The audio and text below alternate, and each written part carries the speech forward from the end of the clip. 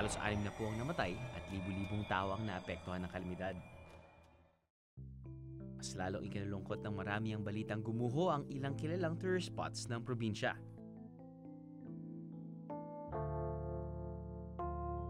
Lalo na yung mga ipinagmamalaki nilang mga lumang simbahan.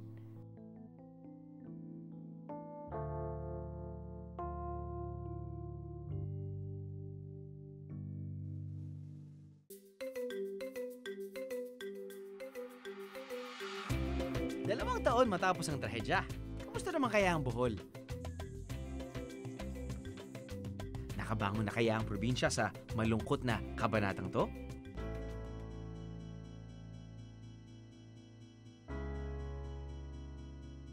Right now, you can still see the stones, you can still see the rubble. They're trying to build the church piece by piece.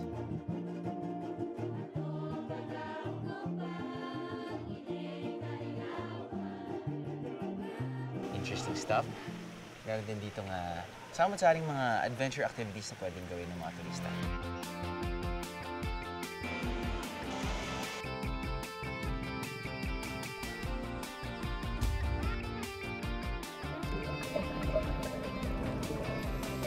Going back to Bohol, mga biyero. So, isa-isa na natin. Game. Ano? Sama ka sa biyahe ko? Welcome to Tagbilaran, gateway to Bohol Province. At sa paglapag natin, diretso na agad tayo sa pinakabagong tourist attraction dito sa Bohol, ang Chocolate Hills Adventure Park o CHAP. Okay, so mga biyero, nandito tayo ngayon sa CHAP. Correct. CHAP stands for Chocolate Hills Adventure Park. Now, dahil nga sa nangyaring earthquake, I think that was a year ago, 2 years ago, nasira yung old viewing deck para makita mo yung 360-degree view ng Chocolate Hills. Now, ang pumalit ngayon ay ang CHAP. Dahil dito na matatagpuan ang pinakabagong viewing deck para makita mo at ma-appreciate mo yung Chocolate Hills. Now, bukod sa magandang viewing deck, magandang Chocolate Hills, interesting stuff, meron din dito nga sama-saring mga adventure activities na pwedeng gawin ng mga turista. So, isa-isa na natin. Game!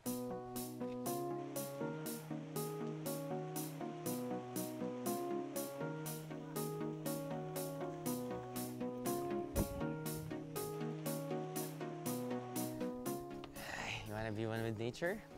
Yun. Ayos to, man. Papaligiran ng adventure park. Maraming puno. Tapos nun, marami kayong maririnig na chirping ng ibon. And we are on our way to the place for orientation. Because safety is a priority. Pero bago tayo magsimula sa ating activities, kailangan sumailalim sa konting check-up. Dahil physically demanding ang activities dito sa CHAP, dapat physically fit ka rin at normal ang blood pressure. You may now proceed to Ma'am Loving for the wearing of your harness. Enjoy! Thank you so much. Okay.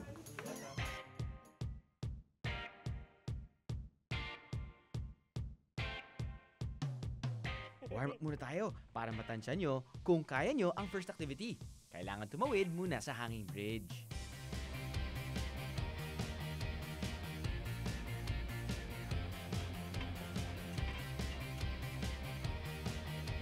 Chicken? Make a U-turn. Actually, gutom na nga ako eh.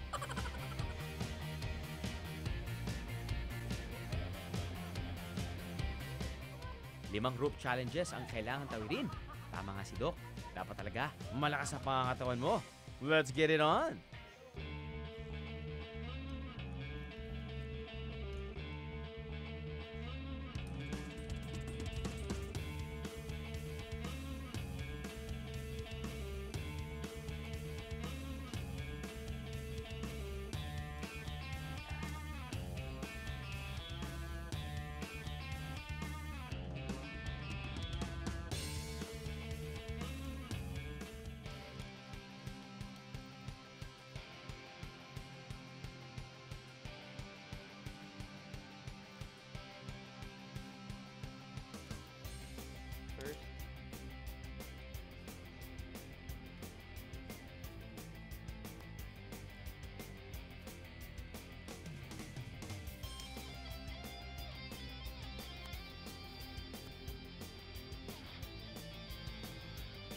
yung activity na to, kung makikita niyo medyo intimidating, dapat hindi.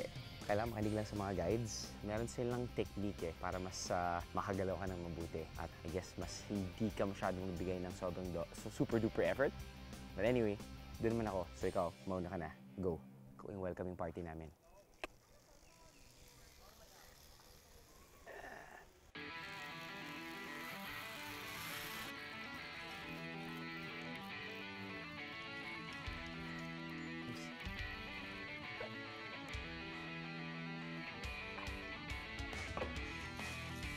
At syempre, pag may tali, mawawala ba naman ng zipline?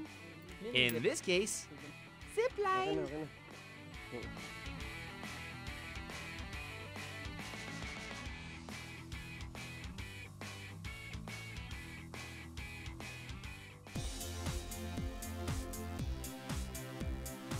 Hindi nyo tayo pang bumitin-bitin sa mga puno, baka itong next activity nila ang bagay sa inyo.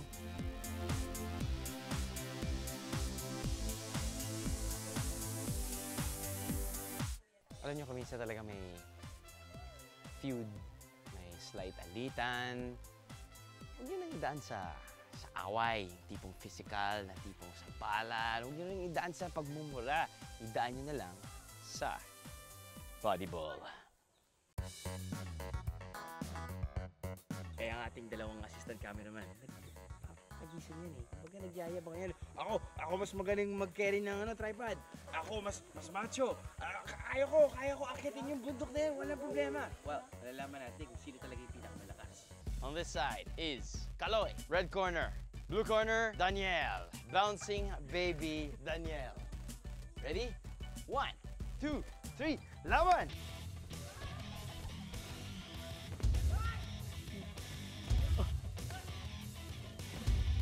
Nalalaman natin talaga kung sino yung may technique, may edge over balance at strategy. Kasi hindi mo kailangan ng lakas din ito eh. Oh. sabi niya, patamba na ako. Wow! Nice acting. Pero kayong talo. Puntahan nga natin ang viewing deck. Brace yourselves, mga biyahero! Medyo mataas ang hagdan ng aakitin natin. Sige po. Sadako. Sobrang taas ng inakit namin, humaba na ang buhok ko!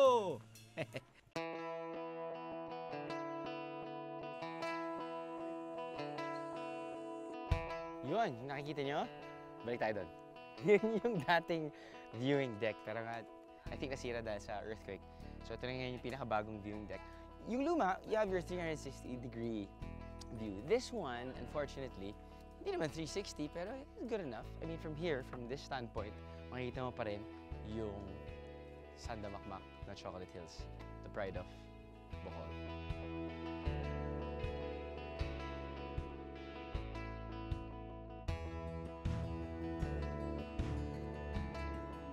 Subukan na natin to. First time ever. I call it the bike zip. Usually, di ba, sangkaterbang zip lines na yung sinubukan natin all over the country. Ito, pinagkaiban, sakay ka sa bisikleta, tapos yung bisikleta, fixed naman na yan. So you don't need to balance, you just have to pedal. Alright.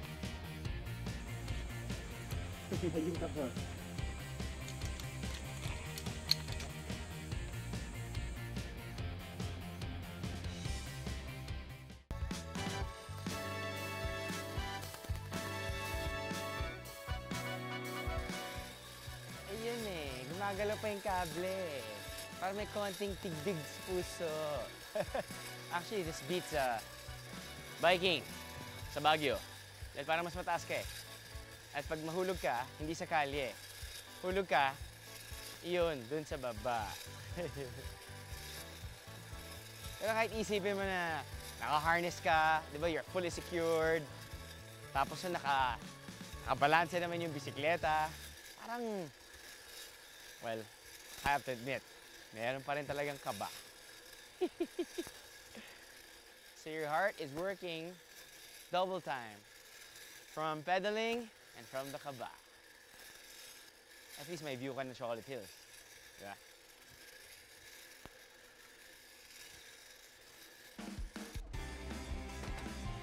Thank you! Pero di bali mga bihero, kung di nyo nasilip ang Chocolate Hills sa una nyong pasada, may take 2 naman.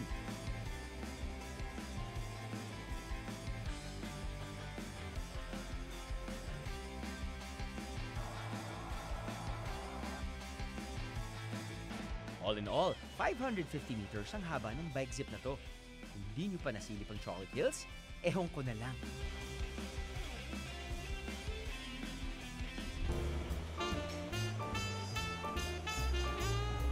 Nagutom ba kayo sa activities? Sakto, dahil dito sa Chap, matatagpuan ang kusina ni Tsai.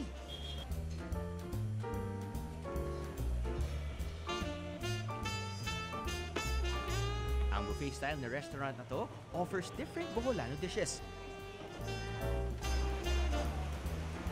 Sa dami ng putahe, parang nabaliwala yung exercise ko kanina.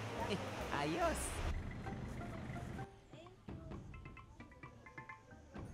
Mula sa isang sikat na lugar, kamustahin naman natin ang isa pang tourism star ng Bohol, ang mga tarsier.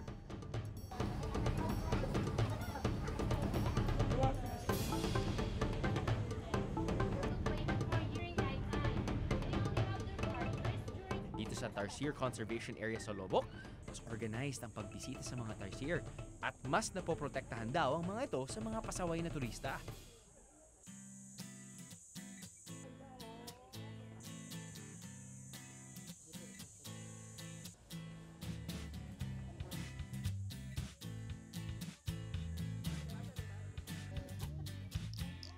Paalala lang mga bihero, bawal hawakan, pakainin, at kunan ng litrato na may flash ang mga tarsier.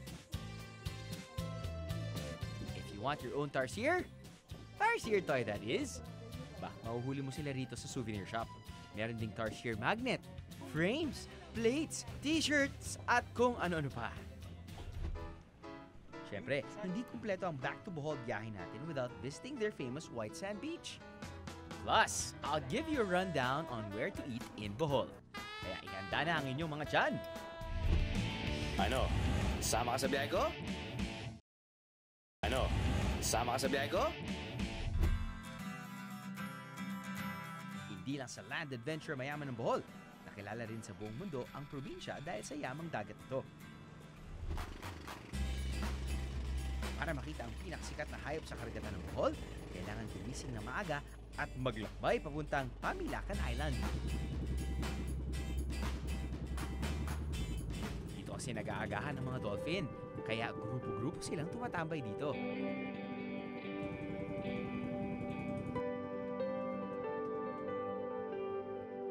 Mula pa noong 2000, pinatigil na ang paghuli at pagpatay sa mga dolphin at balyena sa Pamilacan. Kaya hanggang ngayon, hindi umaalis o nawawala ang mga dolphin sa islang ito. At ang dating mga nanguhuli sa kanila, ay guess what? Mga tour guide na rin dito. Astig, di ba? Pagdating naman sa diving, kilala ang Bohol bilang isang world-class diving destination dahil sa isla ng Balikasag.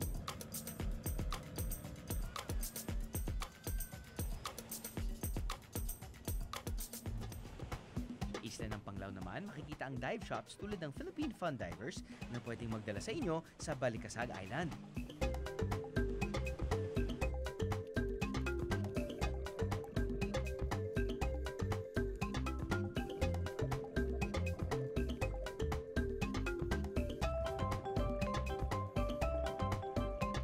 Maswerte ring nakaligtas sa lindol ang ilalim ng dagat ng Bohol.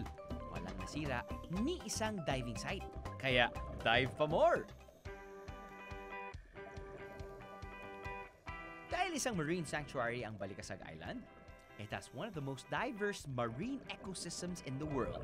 Meaning, sulit ang bawat dive sa kahit aling diving spots. Gusto nyo ba ng ebidensya?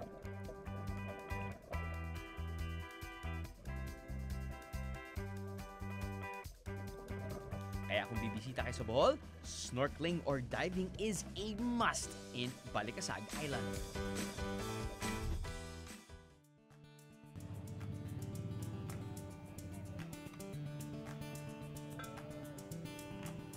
Pagdating sa beach, hindi rin patatalo ang Bohol at pag sinabing white sand, eto na yon, ang Alona Beach. Ito yung, I guess, sikat sa Panglao as a an area where you can do your jet ski, pwede kang your usual banana boat. At ngayon, dahil medyo high-tech na, meron na silang tinatawag na fly surfing. Alam mo yung parang Iron Man, ganyan. Tapos kapag gabi, so buhay na buhay ito dahil nagkakaroon ng mga barbecuehan. Siyempre, samot-saring mga restaurants and bars nag-open. This is just like a small stretch. Pero makukuha mo rin yung hinahanap mo, di ba? Yung laid-back vibe, tapos maririnig mo yung reggae music. Kung gusto mo nga ng malamig na beer o malamig na inumin or, fruit shake, meron din sila. Siyempre, hindi din talaga may kakailangan. Maganda yung sand dito, maganda yung tubig, very clear. 1.5 kilometers lang ang Alone Beach. Sa ikli nito, kayang-kaya itong lakarin sa loob ng 10 to 15 minutes. Kaya pala parang ang daming namamasyal.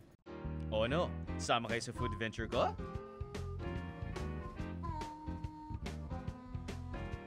Since nasa Alona Beach na rin lang kami, dumaan na kami sa mga kainan dito para sampulan ng kanilang bestsellers.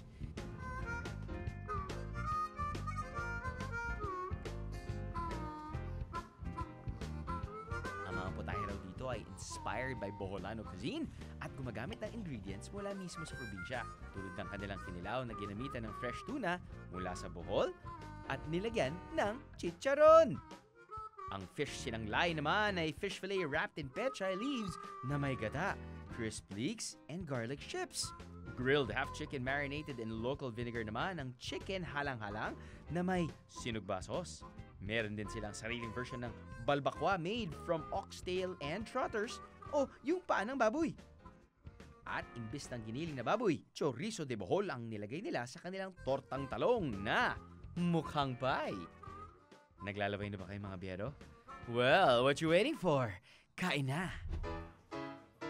A few minutes away from Alona Beach is a place called Bohol Bee Farm.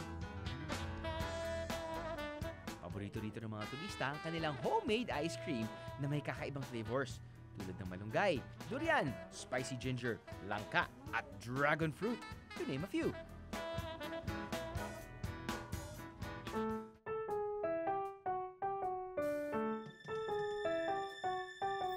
Meron din silang restaurant dito na panalo ang menu. Swak sa budget ng isang pamilya, barkada o grupo, ang kanilang original platter na may organic garden salad, seafood soup, honey glazed chicken, baked spare ribs, seafood lasagna, kamote bread with homemade spread, organic red rice with kamote. Excuse me. Plus, may kasama pang 2 scoops of homemade ice cream for dessert. Maaaring i-order ang platter na to, good for 2 to 10 people.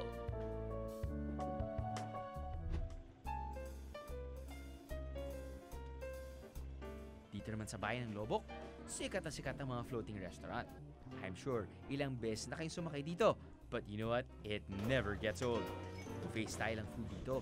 Pwede mong balik-balikan habang bumabiyahe ang bangka.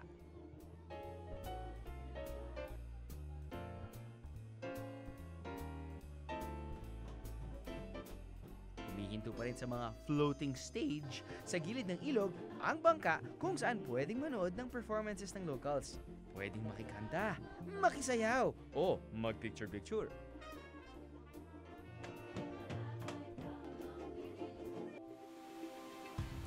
At sa dulo, makikita pa rin ang Busay Falls.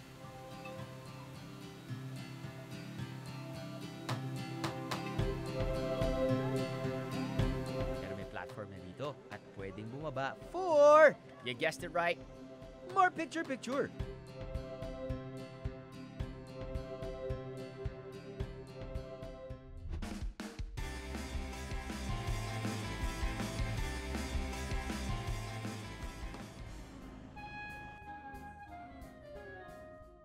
Listed as one of the best restaurants in the province, Cafe Olegario is the ancestral house of Don Aniceto Velez Clarin, a former governor of Bohol.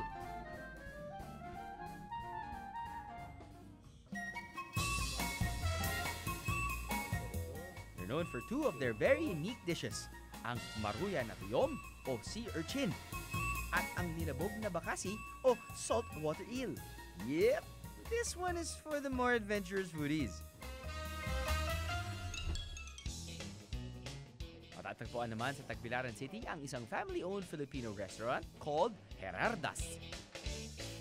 So mga bihero, you know what? In a span of like, what, 5 minutes? Parang, karoon ako ng crash course ng culinary history ng Bohol from the owner. Apparently, itong Gerardas na to ay family-owned, and it's actually a house turned into a restaurant. It's still a house. House is pretty big, so they're thinking, hey, why not use the unused space? So if there's a door here, that's their house. This is the restaurant. It's been going on for like 5 years, and they serve Filipino comfort food with a Boholano twist. So these are the dishes na usually in-order ng mga tao. You have yung beef ribs. This one is pinupong manok. Ito naman ay ang all-vegetable soup. Apparently, mga Boholano pala mahilig sa soup. So this is, I guess, a staple type of soup sa Bohol. Look at this. Crispy, deep-fried shrimps. But hey, I think i-feature naman natin nakakaibang dishes na never ko pa rin natikman at never pa rin natin na-feature sa show na to. Sige, unahin muna natin to. Ito ay kare-kare. Dahil nga katulad sinabi sa inyo na ang mga Boholano ay mahilig sa soup, ginawa nilang medyo malabnaw. Very saucy ang kanilang seafood kare-kare, which we will try later on. Now, ito ay ube na may hipon. Pero yung variety ng ube na to ay kinalaw, sinamay, kinampay. Yes! Kinampay na ube na may hipon. Itong dish na to ay pangalan ay dinakdakan. Originally, pig's cheeks, pig's ears, usually yung mga ingredients na ginagamit natin sa sisig, right? Pero to make it more enticing, ginawa nilang pork belly na may halong apple. Just kidding. Those are actually tomatoes and onions. Apparently, it's medyo on the green side, medyo hindi ganun kaasim. And the best thing of it all is it's cooked in gata. Gata, you gotta have gata. So, dami kong satsat, wala pa akong tinitikman. Soup muna tayo. Labo, no? I mean, ngayon lang ako makakatikim ng kare-kare. Soup.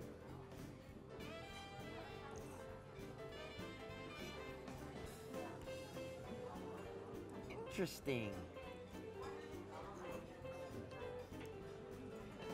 It's kare-kare soup. Usually, di ba yung tao, katulad ako, kumuha ka ng maraming puting kanin, tapos maglalagay ka ng kare-kare sauce, kahit wala kang ulam, pasok na yun eh. At least ito, it's just another form of kare-kare, which we truly love. And it's easier to take in. Interesting.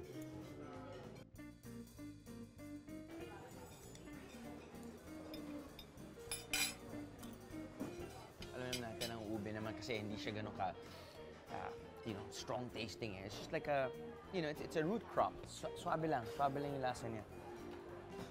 It can be a complement to the kare-kare that you're eating.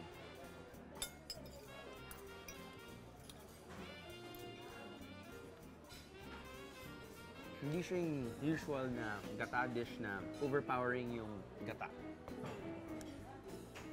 It's still very a bit light. Equal pa rin yung lasa ng baboy. Alam naman natin, masarap yung pork belly. Tapos yung mild and juicy taste ng tomato. Tapos nahuhuli na yung sweetness ng gata. Kaya tayo.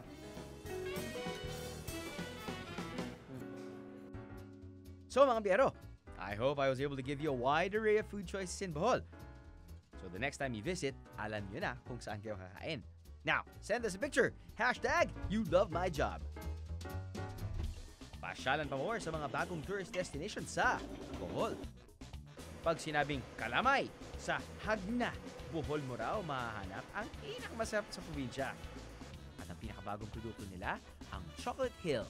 Yep, tsokolating Korting Hill. Nandito tayo ngayon sa very famous Taoist church. Ito ilang beses na rin natin na-feature eh.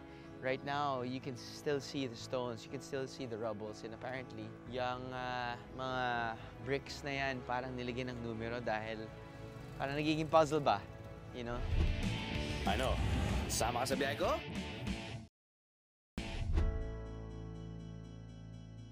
When you visit Bohol, it's a must that you go on a church tour. Ito kasi ang ipinagmamalaking cultural heritage ng probinsya. Pero matapos ang lindol,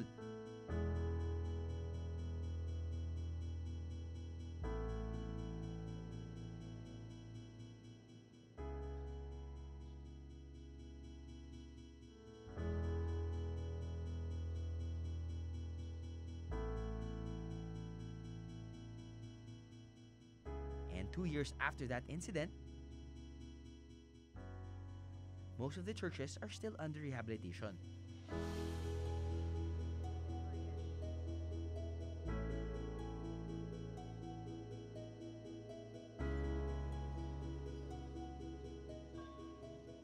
So may tinatawag silang national cultural treasure, an acknowledgement. This is one of the highest forms of recognition na binibigay ng isang bansa sa isang lugar.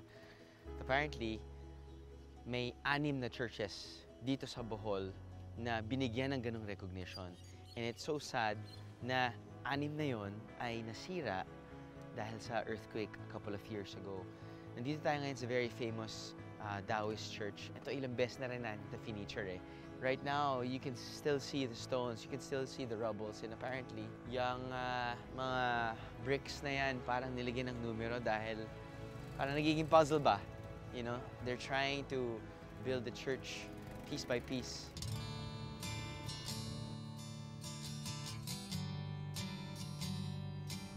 Maswerte pang araw kung tutusin ng Taoist Church. Baclayan Church at Lobok Church dahil may natira pang malalaking parte ng istruktura ang mga simbahan matapos ang lindol.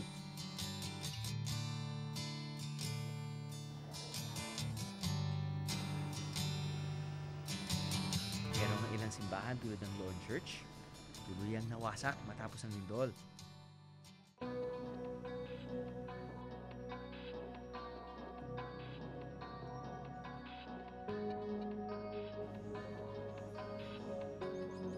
Sa ngayon, nagtayo na muna ng temporary churches sa tabi ng mga nasabing simbahan. Hindi natinag ang pananampalataya ng mga Boholano sa kabila ng trahedyang ito at buong puso nilang ibinabahagi ang kanilang pinagdadaanan sa iba.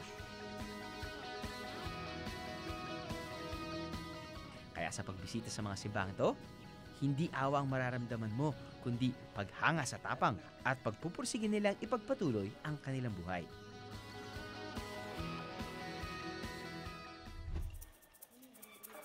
Maliban sa church tour, umusbong na rin sa Bohol ang ecotourism. Dito, maaring puntahan ang mga lugar kung saan ginagawa ang ilang produkto ng probinsya.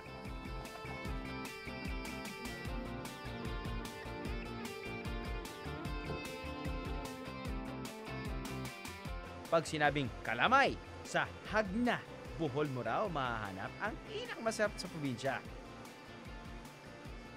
Dahil in demand na ang produkto, medyo high-tech na rin ang paggawa nito. Matapos kayunin ng nyog,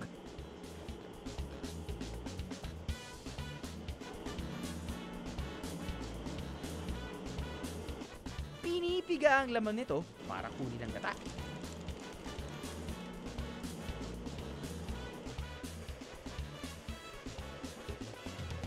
Tsaka gigilingin ang malakit o glutinous rice. Tapos iluluto na ang gata, asukal at malakit. Dito makukuha ang mixture na kailangan sa kalamay. Saka ito lulutuin ulit hanggang maging jelly-like ang consistency at pwede nang ilagay sa plastic container o yung traditional nitong lalagyan ng bao o coconut shells. And there you have it, folks! Hagnas Kalamay!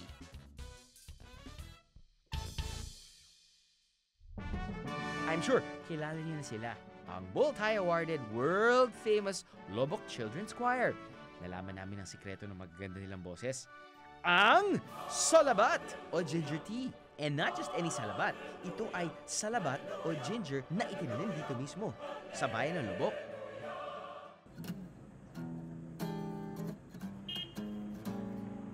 Una, hinuhugasan muna ang mga luya. Tapos, inilalagay ito sa grinder para gilingin at mahiwa ng pino. Tapos, pinipiga ito para makuha ang katas. Tsaka niluluto ang mixture hanggang maging powder form.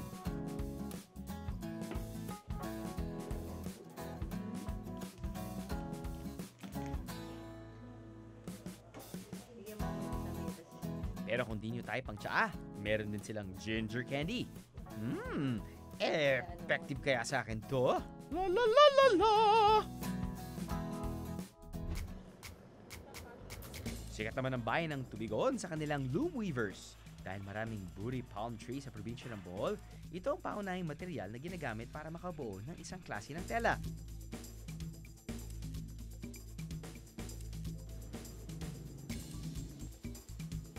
Bago pa man mabuo ang placemats, bag, sombrero at mga mahahabang telang to, buong tiyagang hinahabi ito ng isang komunidad sa Tubigon, Bohol. Tradisyonal ang paraan nila ng paghabi ng tela. Everything is handmade.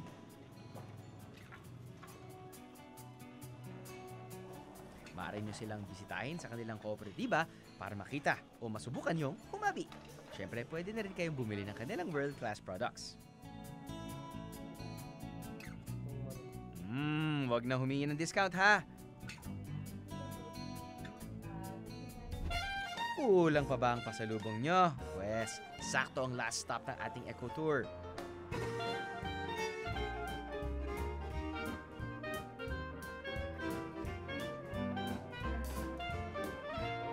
Ano ba ang hanap nyo, suki? T-shirts? Pillows? Wallets?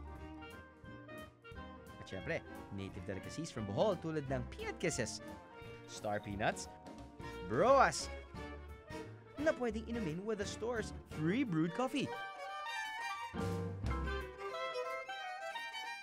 At ang pinakabagong produkto nila, ang Chocolate Hill. Yep, tsokolating korteng hill. Ngayon, pwede na kayong mag-uwi ng sarili niyong Chocolate Hill. Good morning, mga biyero. Excited na ba kayong bumisita sa Bohol? Pero saan kaya magandang mag-check-in? Choices for every budget coming up. Ano? Sama ka sa biyahe ko? Sa biyahe ko?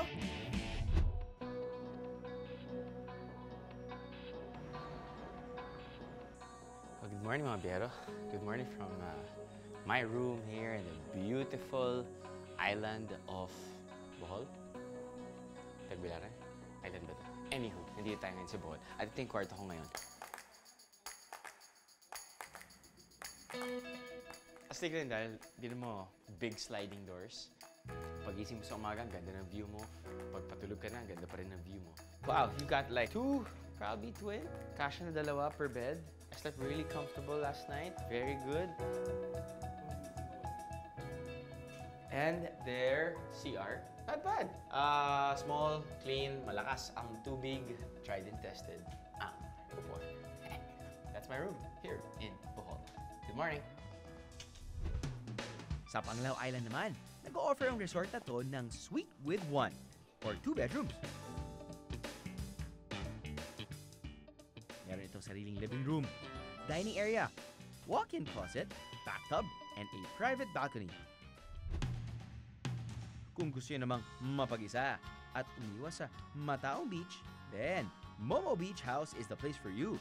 May sarili silang beach where you can swim or do all kinds of water activities, or you can just swim in their pool.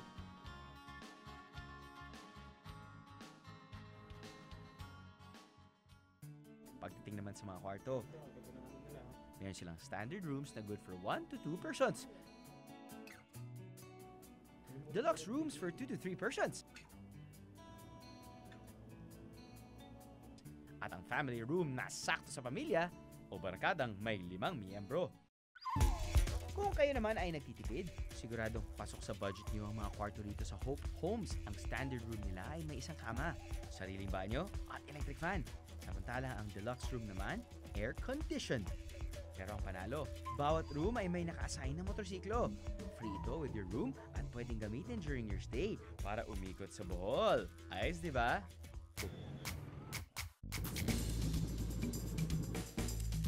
You know, Bohol is really booming.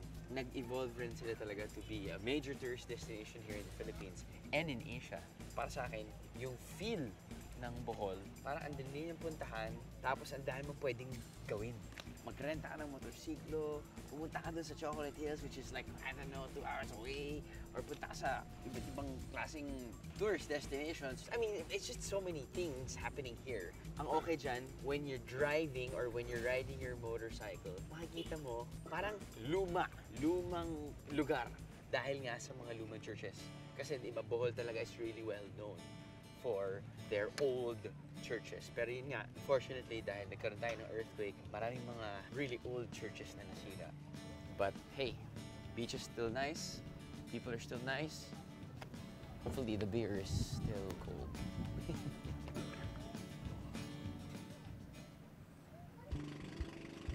So the next time you think of a place you want to visit again, o yung gusto nyong bisitahin for the first time, you know what? I hope you put Bohol on your priority list. It's nice to witness how a place and its people were able to overcome a tragedy and still be able to give their visitors a wonderful experience. Yan ang tunay na Filipino hospitality.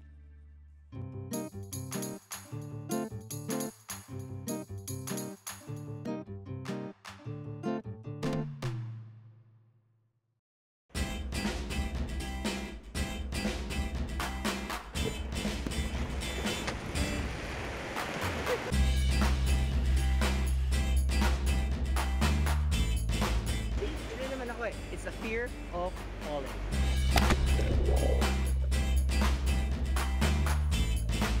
Lasang isda to. Ayun, ang malambot nga, oh. Ano? Sama ka sa biyahe ko?